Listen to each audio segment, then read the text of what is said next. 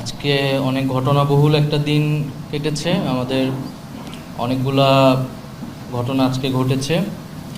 এর মধ্যে আমরা দেখেছি যে ভোররাত থেকেই ঢাকায় হচ্ছে বিভিন্ন মাইক্রোবাস এবং বাসে করে কিছু সাধারণ মানুষজনকে নিয়ে আসা হয়েছে ঋণের নাম করে, ঋণ দেওয়ার নাম করে, এবং অহিংস গণ অভ্যুত্থান আন্দোলন নামে একটি প্ল্যাটফর্ম এবং পুরো একটি মিথ্যা প্রচারণা করে তারা মানুষকে নিয়ে এসেছে। সেটার সাথে যিনি আহ্বায়ক তাকে পুলিশ হেফাজতে নেওয়া হয়েছে এবং যারা সাধারণ মানুষ ছিল তাদেরকে বোঝানো হয়েছে পুরো বিষয়টা যে মিথ্যা।